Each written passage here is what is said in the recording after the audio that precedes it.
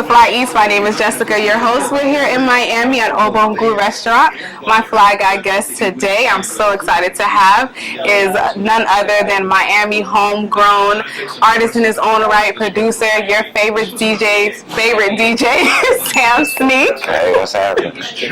Thank you, Sam, for coming. Hey, thank you for having me. I'm so excited because we're here at Bon Gout, and this is Sam's favorite spot. He's been supporting for years. Yes. You said 10 years, right? Yeah. This is where it's at right here.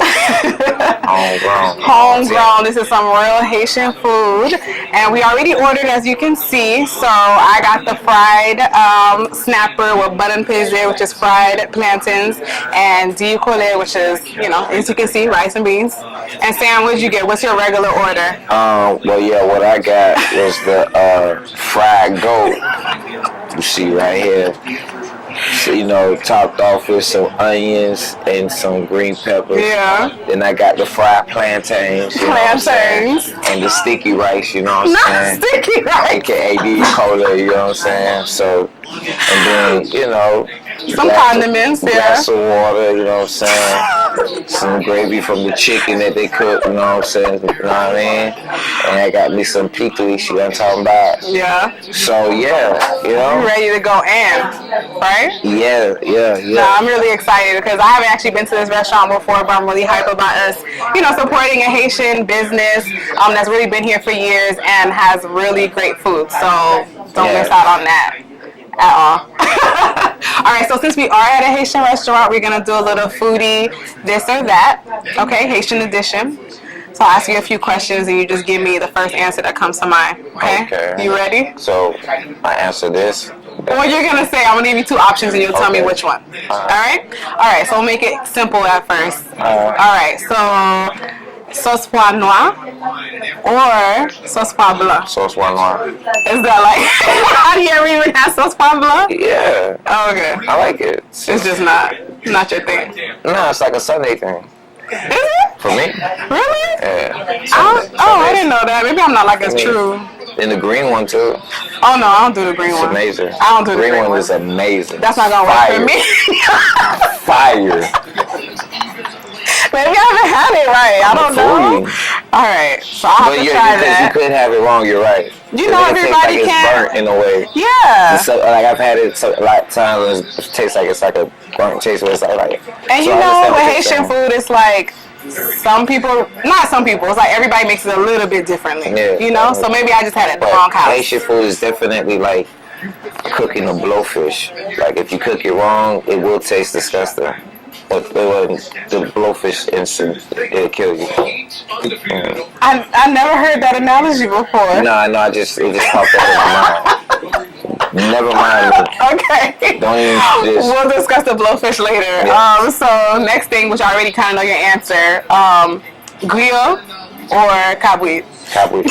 All day. Yes. All right. I stopped eating pork. Oh, okay. Oh, yeah, that is true. That's true. When did you stop eating pork? July. Of this year? Yes. Oh, so what made you stop? Well, I actually stopped longer than that, but I would have it occasionally here and there.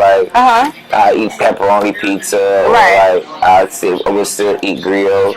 Was the only pork that I ate in general. I don't eat sausage or anything like that. That's usually the hardest thing to give up as a Haitian. Yeah, so I finally had gave it up. Right. All right. So we did both order diukole. So do you rather diukole or dijonjon? Dijonjon. Really? Yes. Oh, okay. But it has to be made right. Everything I like has to be made right. That's true. Because when it's made right, it's undefeated. It's undefeated? No, it's undefeated. There's no question about it. All right, last one. This is a hard one. Well, I might just judge you off of this one, to be honest. Okay. Legume or bouillon? Ooh.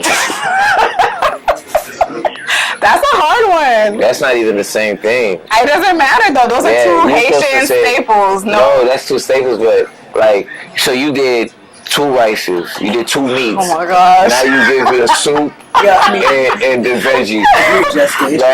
It would have been soup, jumeau, and bouillon. I'd have been like, you know what I mean? No. Not to me. All right. It's your show. It's my show. You're right. Legume or bouillon? I mean, it's a difficult answer. It is. But that's okay. I don't even know what to say. I don't even know what to say. So You ever took a test? You ever took a test and then was like, I'm gonna just come back? You gonna come back to it? Yeah, you just. All right, like, so maybe by the time this is over, you'll really like think about it. And hope we just forget about it. All right, you did well in our foodie game. Okay. So, well, before we like really get deep into the conversation, I wanted to say a little story time. Okay. A little back in the day story time for me. Okay. Because I've known Sam for a really long time and have watched your growth and watched like all the things that you've accomplished, you know, from years ago. You've been popping for a while, right? Yeah. So, but when I was a kid, why are you looking at me like that? Oh, okay. Because when I was a kid, I used to listen to like all the little underground stations all the time, and you have mixes and stuff. And I would listen to like, I don't know if you had an R&B mix or they would just play it or whatever. But to this day, I cannot listen to Usher "Let It Burn" without hearing your tag and the next tail chirp behind it. And I just feel like just something as small as that is like just shows your impact. Not, I don't think just from Miami. Of course, I'm from Miami, so I'll be biased. But I just feel like, you know, you really kind of embedded a certain type of like, I don't know, just a certain vibe. You know, the fact that at this time, how many years later, I can't hear Usher without being like, Sam, sing.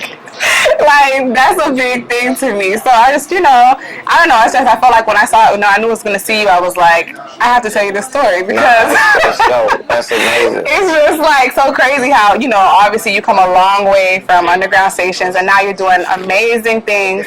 And, you know, obviously working with big, huge artists, Miami legend of his own, Rick Ross. I mean, that's a really beautiful journey to say the least. Did you ever think that you would be in this position, or do you feel like you're exactly where you're supposed to be? Well, this particular position, no, I know I would be somewhere in life. Yeah, I know I would be somewhere in life, and I knew that I've always loved music, always had a thing for music, passion. So it's like I knew I was gonna be, you know, doing it to like that's all I was gonna be into. Yeah. Not particularly like what exactly, like I'm in you knew that this was your passion and like that's the only thing that got me excited. Really? I did a lot of different things. Used to ride dirt bikes. Yeah. Play basketball, play football, do street stuff. But the this is music the only thing that was like, always was that always fit. Yeah, always. I mean, because you literally have been doing your thing for a really long time. And I know people really like to associate you with, like, you're beginning to be Rick Ross. Well, obviously, if you are from Miami, then you know that you've been doing it from the Haitian peanut butter and jelly to, like, just everything. You know, you've really been... If you're from Florida, you know, I've been doing it for a long time. Yeah. Sam, sneak. I've been doing it for quite some time. Can the next chirp come back? Yes. Yes. I feel like it needs to make its return. It's coming back. It's coming back. Sure. Anyways, so, you know, I do watch a lot of interviews, and one thing that I've noticed that's been pretty consistent, and I don't even know if you know this, but like even shows from like The Breakfast Club or Noriega Drink Champs, they always reference you as like the ear of Miami. And it's, you know, kind of crazy to like hear, because I'm like, oh my God, it's someone that I know, and I know how talented that you are and how passionate, like you said, you are of music. But how does it feel to know that like there's so many people who are in these, you know, who are legends themselves in this hip hop culture who consider you such a like influential ear when it comes to music? I was just like, oh. No, because like when you in it and you so caught up into like what's popping, what's gonna make me feel good today, what's sounding great, like this is stuff that I was doing since, you know, like you remember, like I had the computer set up in the room and I had like countless CDs, blank CDs. I had like when somebody wanted music, I had it before it was even dropped. Then I had songs that people hadn't heard in years. And, I always had like the niche for like not just the new music what's now, but what was back then. You know what I mean? Doing research and stuff, being up 2, 3 in the morning, 4 in the morning, just listening to all different types of genres of music. And my dad, he used to listen to like Light FM and stuff like that when we were riding around in his car. So, and when I started to get into the music and like downloading some certain songs and stuff like that, he would come in the room and see what I'm doing. He'd be like, oh, so can you find Mozart? Can you find Beethoven? And so, I'm like, yeah. What turned out to be a couple of songs. It came like a list, front, back, 3 different pages of music that he wanted, all different kind of classical stuff. So I would download them and turn. I had to because back then downloading it, you had to listen to the whole song. Cause so it'll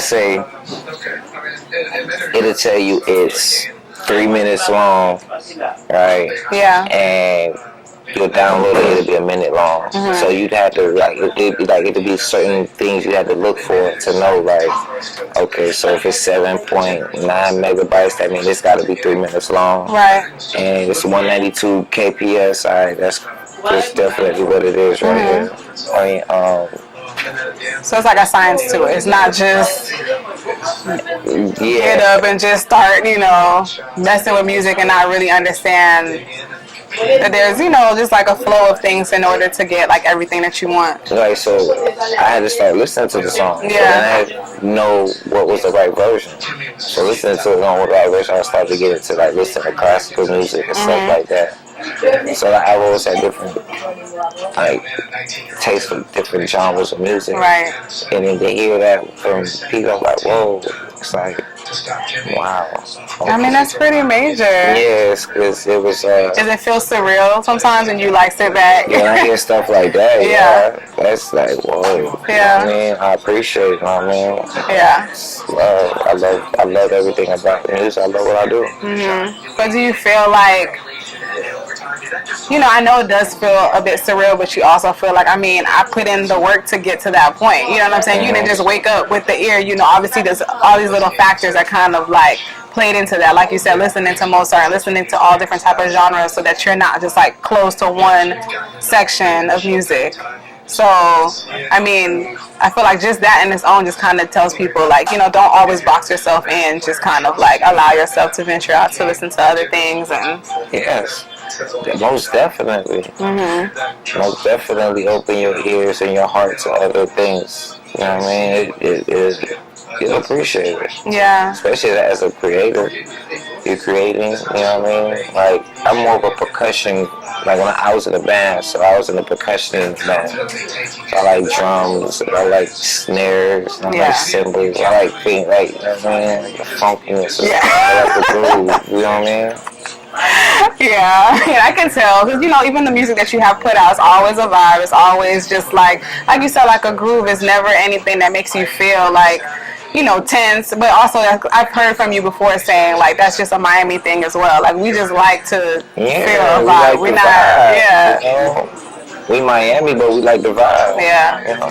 I know. A lot of times I hear, especially with, newer artists, they always say, Miami's such a hard market to break into and how it's really hard to gain support. Once something pops, it pops, that happens. Sometimes it's just organic, but it's really hard for newer artists to just, to really get their footing or find a place. Why do you feel like you've always gotten that support from Miami, from the gate? Or do you feel like you've always gotten that support? Well,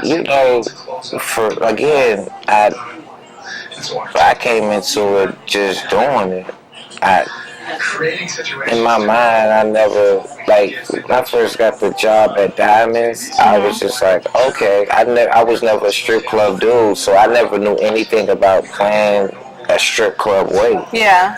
So I actually created how to do it how I would do it. Alright, this is how I would do it. You know what I mean?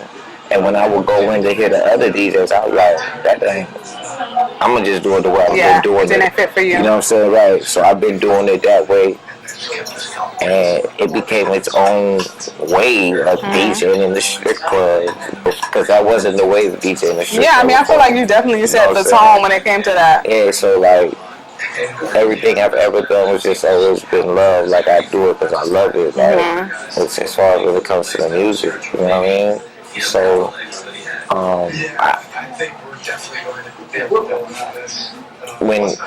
when I put out music and I do it, I put it like I did the Creole peanut butter jelly. I did it because I was like, man, I was mixing, like trying to make a certain mix with shit, man. And I was like, we just make my own. And I did Whoop. It was like we used to be going out to the skating rings, and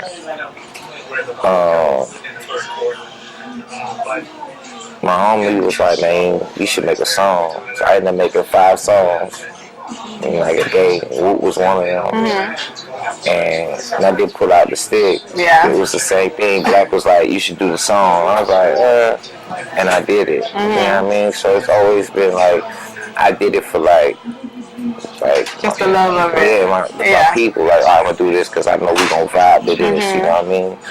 And I've always kept the same crib energy, you know, the same Miami energy. And again, you know, in my mind, what's gonna come is gonna come. Like, I don't think anybody owe me anything. I put it out, they play it, they don't, they don't. I put it out for the people. People like it, they gonna request it.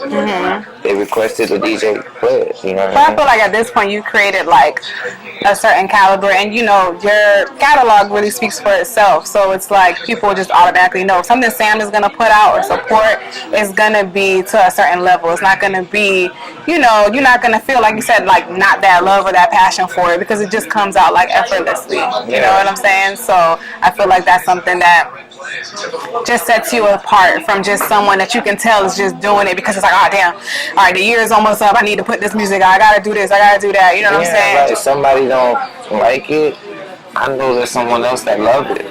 Yeah. So I'm happy that that person loves it and it's making their day bright. You know what I'm saying? Music's supposed to make people feel good. You know what I mean? Put people in a sense when they like, yeah, I love this, I'm feeling good. So that's my initial, like, my end goal for it. Like, what I'm done with is like, I just want to make somebody feel good. It ain't gotta be a billion people.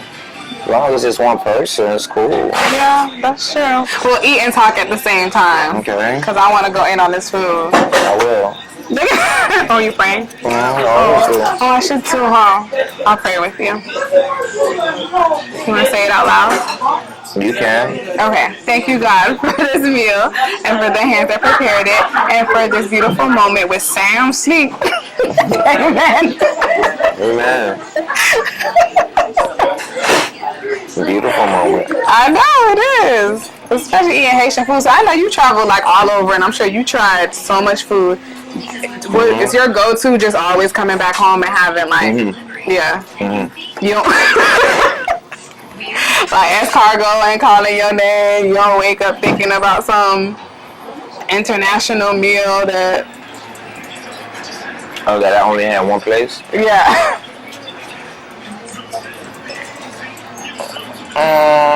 Not so much. Okay. Oh, when I go to Cannes, France, the spaghetti bolognese is good there too. I like the spaghetti bolognese out there.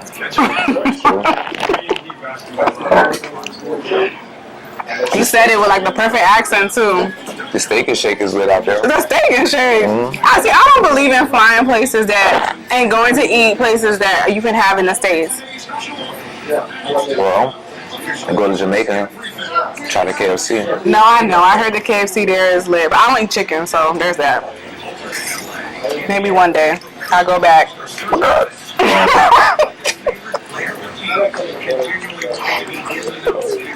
What's wrong with chicken? Nothing's wrong with chicken. I just don't eat it. I eat seafood. I'm a pescatarian. So, how is it being a Presbyterian?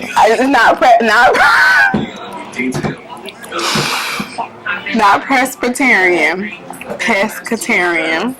It's great. A pest. Pescatarian. So you're Like pest. pescado. Pest. Or pescada. I don't know how you say it in Spanish. Pest. That too? You're a pest. Alright, so going back to music though, right? And because you, like I said, you've been one of the few DJs that's been able to like really put out music and be on your own tracks and not just like, I don't know, and it's just almost just, it's normal for people to like hear you and like do, you know, a hook and like all that stuff, and you do a little bit of everything as far as like production and putting everything together. Do you feel like new DJs kind of have to have that multi-talented asset of them like coming out? Like, is that important, or is it just like? Well, DJs have always have to be multi-talented. I just think that it was never, it kind of faded out where they show the DJ and the importance of the DJ and what they do. So like, DJ has always been the person that have to understand, know music. You know what I mean? That's to know like beat counting and things like that, to know like when to go on a transition and things of that nature. It has some sense of knowledge of like, you know, quality, you know what I mean? Like if it's too much bass, mids or high, you know what I mean? You have to have like some sense of that. And know like, you know, what to play next, or what, you know, what to follow up with or what to say. So I always feel like DJs have always been, you know, multi-talented, and all those things I named could lead a DJ to make beats, could lead a DJ to write songs, could lead a DJ to, you know, have an artist and curate their career or lifestyle, whatever. You know what I mean? So like, DJs have always been multi-talented. Now it's just that coming out now, I think that it's important that DJs you know, take up other things, and you know, because I feel like you kind of created your own brand within you being a DJ. I don't feel like every DJ is able to necessarily transfer into like being an artist like naturally, you know what I'm saying? Because like, okay, so for instance, you know, you had a song with Wale, you've had songs with different artists, and you've been on the songs. It's not like you're just on the background of just production, or, you know, thinking of this beat or putting this piece together. Like, you've actually been able to come out and like be your own artist. And so I don't know if every, or I mean, you would know if you feel like every DJ kind of has that quality, or is it just some DJs don't really want to kind of be in the forefront? Some DJs just like to. Well, a lot of DJs like to be in laid back and be in the cut. And, yeah. I actually feel like it's kind of changed a little bit, especially with like people like DJ Khaled, who's like yeah, definitely. A lot of DJs are not putting their records together. A lot of DJs are, you know, stepping out there, putting projects together, and even producing, you know what I'm saying, producing their own artists, projects and stuff like that. So I feel like the DJs has always been important, but now it's being notarized that how important it is, and you know how important we are. DJs are extremely important in this game. You know what I mean? Like, regardless of what you may think, like, you could tell yourself you know, it's streaming numbers and all that, but without the DJ playing that record in the club, there's nothing. You know what I mean? Like, without that DJ playing it at the family function, there's nothing. You know what I mean? Okay, so listen. All the time I see you post and interviews, and you always talk about, of course, how, you know, Rick Ross gave you a opportunity, especially at a time where he could have attached his name to any DJ that already was like well established or had their name and all those different things. And obviously that's a big blessing to have someone just kind of like offer it, have enough faith in you from the beginning without having the resume to back you at that moment. So how important do you feel like that is to like provide an opportunity like that for different artists? Because I mean, I can see people always want to come to you and be like, Sam, listen to this, all that, da, da, da. Like, do you feel like because of what you went through, it's like important for you to kind of like lend that hand back? The thing is, like again, I came into it loving the music. I love the music so much, so it was never like I ain't do nothing. Anything that I did wasn't done like I'm gonna do this and expect this in return. Right. Oh, I know if I do this, I'm gonna get this in return. Yeah. That was never the thing. I was a fan of Ross, so walked up to him, what's up? Hey, I'm saying Sneak. I'm DJ. I'm gonna be like Uncle Al, like big, bigger. And he just looked at me. Alright, what's your number? Matter of fact, take my number. I took his number. I hit him up on Thursday the next day. And you know, he answered. He told me he gonna come by Friday. He didn't come Friday. He came Saturday. Came and hollered at me. And when he walked into my room, I had like 100 sneakers. He already my room looked like when I had the sneakers. Yeah. So it was like, whoa, now you getting all these shoes. Oh, you know, I put ringtones on niggas' phones, CDs, DJ. Yeah. It's a lot going on over here. Okay. And from there, you know, he was like, I'm his DJ. I'm like, oh, okay. Nobody never told me that before. All right, cool. So years later, I get the gig at Diamonds. You know what I'm saying? I become the nigga at Diamonds, walking, and Diamonds itself becomes the shit club. Yeah. You know what I'm saying? So I'm walking at the hottest club, and I'm doing my thing. So Hustling drops. I'm excited. I'm like, oh shit, it's my boy shit. Yeah. Okay. So I'm running it in the ground. I'm playing it every night. I still ain't talked to Ross. And at that moment, I ain't talked to him. It might have been a couple months. I ain't talked to Ross.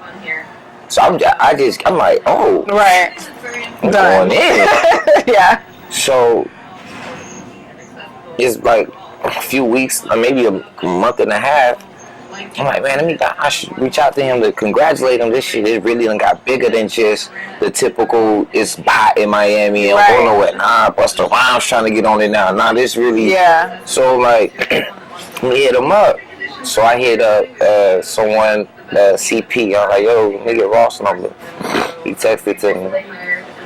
Yeah, I hit him up. Like, yo, like, what is? Like, this Sneak. Oh, boy, what's up, boy? Hey, we got one, boy. Well, we got one, boy. Hey, what's your email? In my mind, I'm thinking it's a whole new record. Yeah. So I'm like, oh yeah, I'm listening to you right now. Yeah, man, that's dope. That's what's up, boy.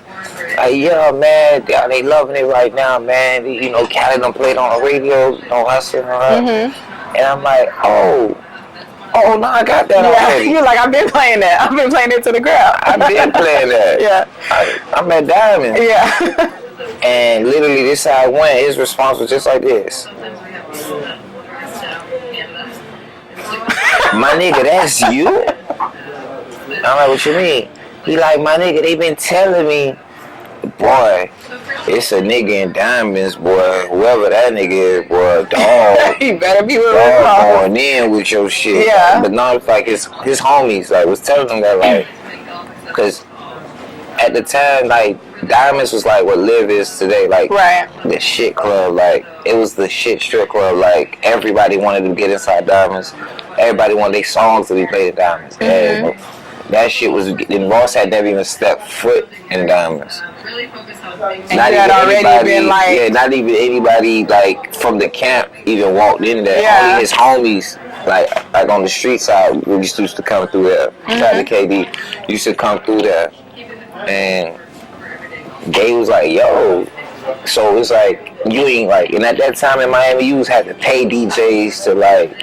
You know, this certain DJ you had to play. If they in a position, you have to play them to, you know what I mean? Yeah. So, like, it was like, I ain't holler at this nigga. My shit being played on Burn in Diamonds. Like, everybody from out of town hearing it. So, it's like the look like, oh, this really the record. I mean, Burn to the ground. Burn to the ground. Oh, I couldn't wait to get opportunity to play it. I literally played that song every hour on the hour. Really? Yo, they suspended me. They fired me about that shit. No. They fined me, suspended me, and fired me about that. For playing it so much?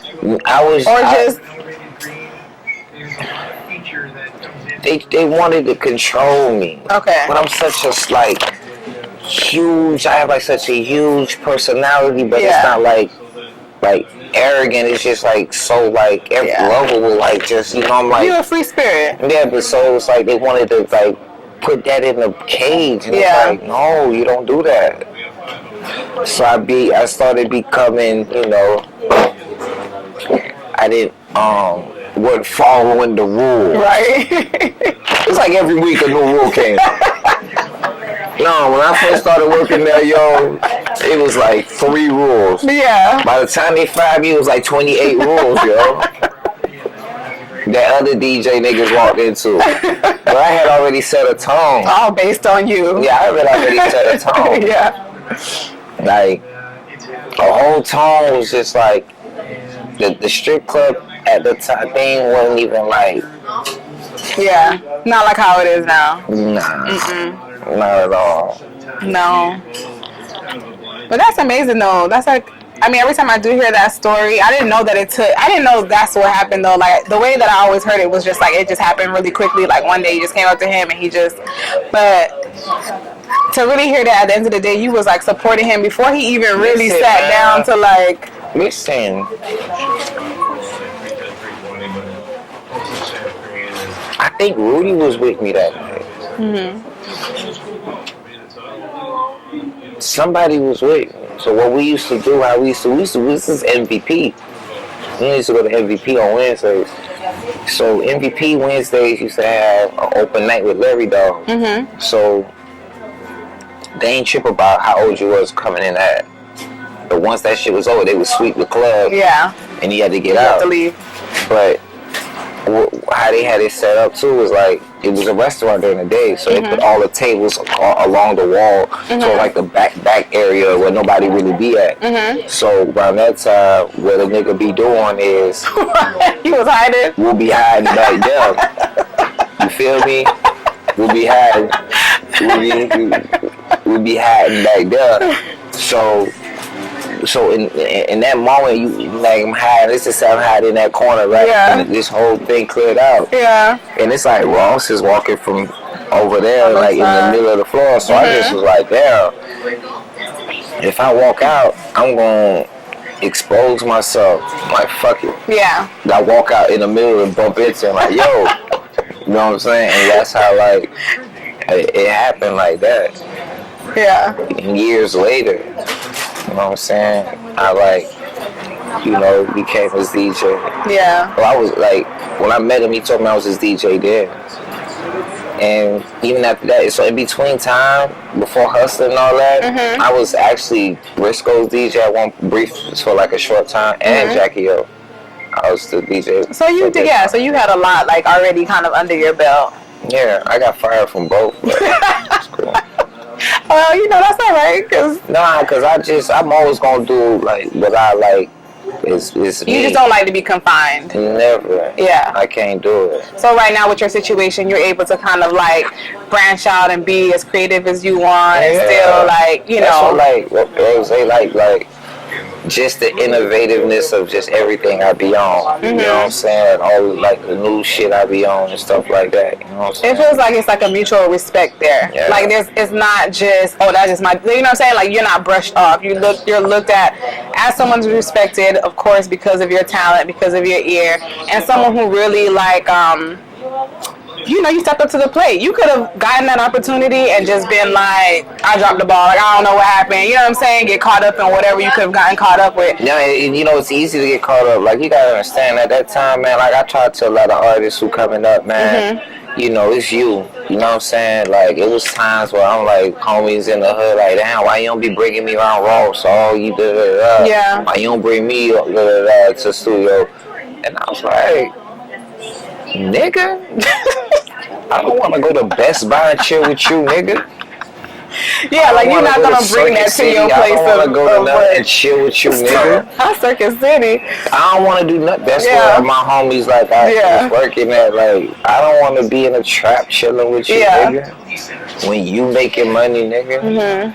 I don't even understand the ideology. Like you want, you know what I'm saying? And that I'm the young nigga that's thinking like this. I'm like, so bump heads with a lot of niggas I grew up with. Like, this nigga think he, and it wasn't even not like that. I'm just starting to work somewhere with people on some on like a level that I always wanted to do. Off the rip, I'm gonna bring niggas to fuck it up. Yeah. Not to say they would, but I don't know. But you don't know, and you still have to protect your circle. You gotta protect what you've already established up to this point. So I mean, I don't blame you. Do you feel like with the fame and I mean, because like I said, you've always been someone who's always known, right? And whether it's people on the block or at the strip club or whatever, like people just know you. You're one of those recognizable faces in Miami. But do you feel like it's kind of a misconception that because you've reached this status that now you're the one that's changed instead of it's people changing around you? Oh, big time. Yeah. Because I'm the same nigga. Look, I'm sitting here. No, I ain't even like looking around like, oh shit. Yeah. Man, it's other people. I've always been like this. Yeah. I've always been the nigga like I'm in the club, you don't gotta touch me. What's up? When I started getting certain levels in life, it became like, oh, this nigga thing. Oh, I've always been obnoxious and want to rank. Yeah. Want to crack jokes. You don't think you gonna crack a joke on me and I ain't gonna say nothing back. You might not like it and everybody laugh at you, but it ain't my fault. Mine was funny. That's true. But yeah, it's like a lot of times people around you change and expect like, you know, certain things. So I'm like, nah, man, we still cool. I'm still the dude that don't want to go out. Yeah. I'm still the dude that don't care to have, you know, 30 girls around him. Which, I mean, I think especially as you grow as an individual, you got to recognize that, like, your circle has to kind of reflect that. So if people can't support the same person that you was, you know, 10 years ago, then, you know, that's probably not the same circle that you want to, like, be involved with. Yeah, you're right. For, I guess, you know, the culture and hip-hop culture, you're always talking about, like, legends. And for DJing, I know that you've always said like Uncle Al's been your biggest inspiration or one of your biggest inspiration. So what do you feel like you would want your legacy to be? For the little Sam out there that's like, I want to DJ, I want to be out here, I love music, I love percussion, I love instruments. I'm, you know, that person. What would you want your legacy to be for those? Oh, wow. I don't know. That's yeah. Do people answer that? Like, I want my legacy to be. I mean, I guess I don't want it to be nothing where people looking at it like they might look at it through their lens, like on some like, he's arrogant or some shit. Because I'm actually shy. In some senses, like I walk into a spot, I'm like, oh shit, it's a lot of people here, and oh well, I'll go find a corner to go chill. It's not that I don't want to talk to people. Just I'm like, I don't know anybody here, so I just go find a corner to go chill.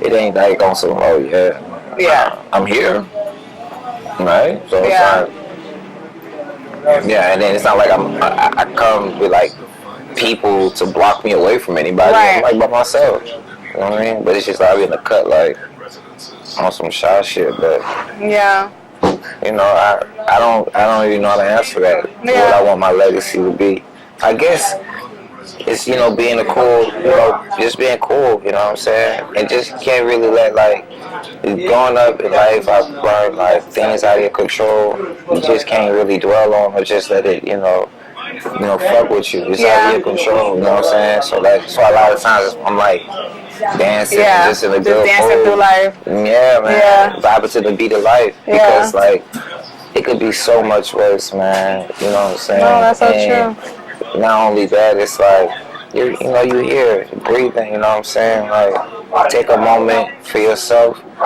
to, you know, make yourself smile. Whether it's like watching a clip of a joke or something, give yourself a minute out the day to make yourself smile and laugh. You know what I'm saying? Keep a smile on your face, man. Like regardless of what you may going through, man. You see somebody else smile. Yeah. Smiling is contagious. Man. It is. Oh, I love that. Okay, so my last question. Dun, dun, dun. What makes you so fly? Well, what makes me so fly is that I wake up in the morning, take a shower. Yes. I get ready. And it smell good, and that's what makes me fly. That's it. Right. Simplicity. I don't, when niggas start to get technical and shit. You can get a little technical. Them niggas fold. I don't need to get technical. It's so simple. Yeah. Like, it's not like, because everyone gets fly. Everyone gets fly. You know what I'm saying? It may not be up to someone else's standard, but everyone wakes up in the morning, gets ready, takes a shower, looks in the mirror and says, that's it. That sound effect. And they putting on their best today why they feel it's dope. You know what I'm saying? It's all about it's their perspective. Right. The beauty's in what they say, how they say. The beauty's in the eye of the beholder. Right. I got it. It's the same thing. Yeah. The swag is in the eye of the beholder. I love it. Just G shit. Cause you can't listen, right? Everybody wake up in the morning, like when they getting ready, they look in the mirror, right? So it's like, you looking in the mirror and you telling yourself that look good. Yeah. That's right. It making you feel good. When you walk in, you like ready to start the day. Who am I to be like, what you got on? Yeah. I'm a hater. That's hating though. If you putting that on make you feel good, bro. Yeah. That's what make you fly. I like it. Yeah. But that's all with you're still you at the end of the day. No, definitely. You know what I mean? If you feel like you gonna wear something that's making you feel good, but it may not look whatever, and you come around want to crack jokes on me, hey, it's about to go down. Get ready for it. You know what I'm saying? Well, I want to thank you so much for enjoying this bomb Haitian food with me. As you sit down this water. Thank you to Bon Gout for having us and really, serving us with the best meal. If you're in Miami, make sure that you come and check it out. Cash only, child. Don't come over here acting up. The address right here. The right here. I will get the info at the bottom of the details of this. Thank you, Sam, of this video. Everyone can follow Sam at it's right here. TJ Sam Sneak. We'll also add that. And make sure you like, subscribe, all of that. Point over here. Yeah, that. Follow Fly Eats Show and check us out on the next episode of Fly Eats. There you go.